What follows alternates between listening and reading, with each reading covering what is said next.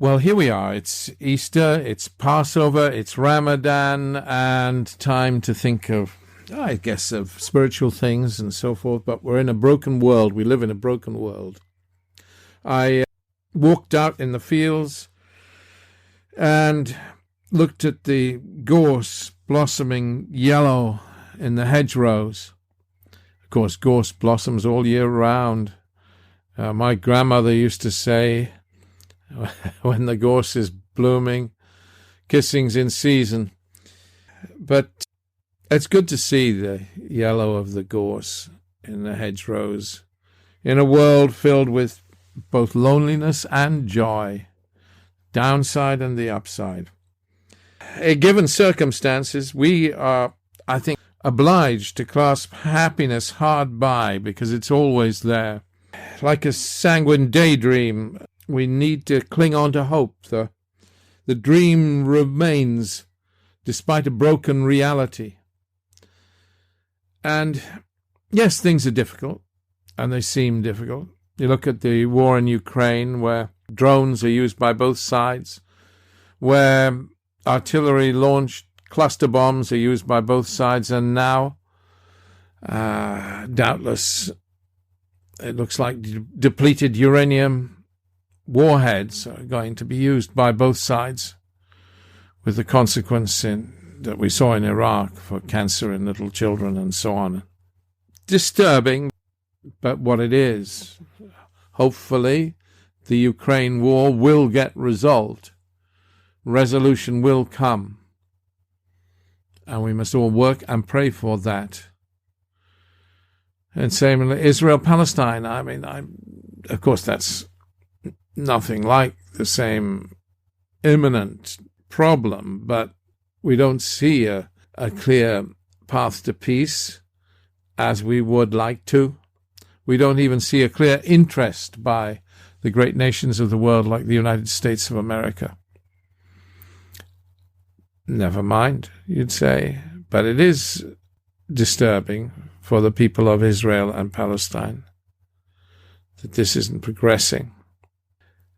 And yet there are little rays of sunshine. You may not think of them as such, but the rapprochement between Iran and Saudi Arabia, two nations that have gone head-to-head in the Middle East and caused untold suffering in Syria, in Yemen.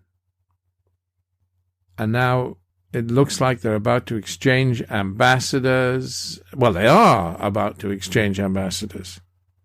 And maybe we'll have a little more peace, a little more sunshine in the Middle East as these two nations that have been thumping hell out of each other pause, step back, think again. It's a more hopeful time. You may not think it, but I'm filled with hope because of OPEC increasing the oil price. You'd laugh. Aren't we suffering enough with high oil prices? I am terrified of the bill for the heating oil, for the Arga here in our home. But gosh, yes, actually, maybe it's all part of a hopeful mix because the world is being forced to rethink on alternative energy and being pushed down that path by circumstances. Even, can we see a silver lining to the Ukraine war? Even that, maybe, has accelerated the drive for alternative energy in places like Germany. Yeah, it's hopeful. I think it's a hopeful time. We may not believe so, but we have to hope so. Does that make sense?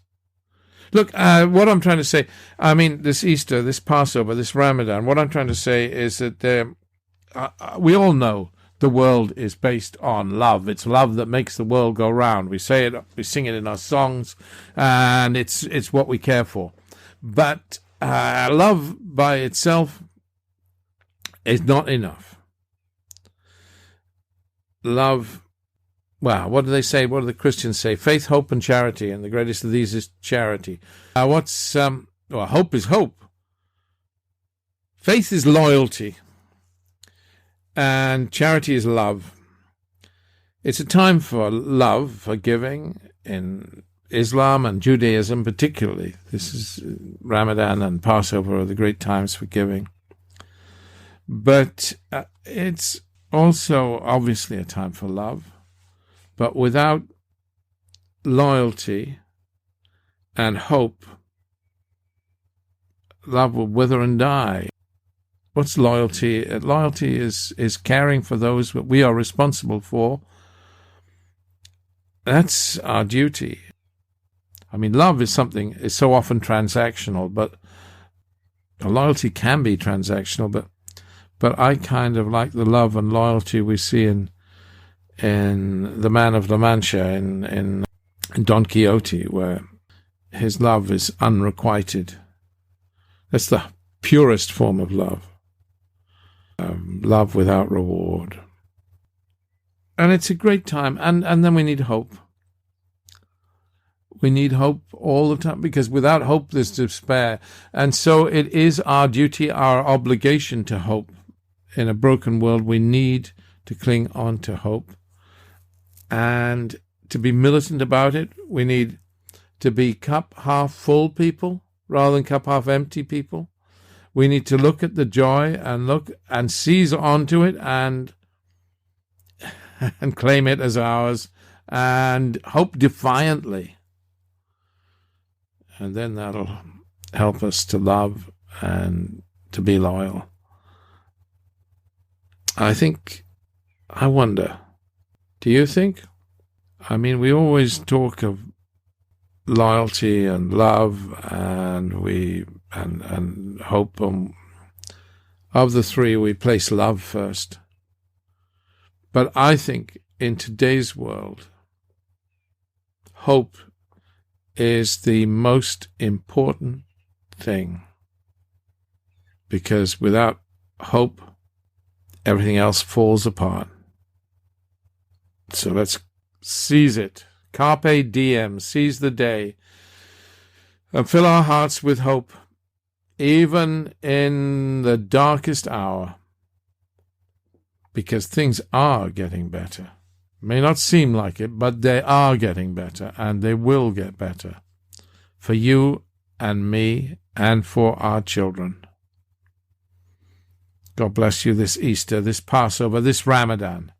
May the world be filled with more hope.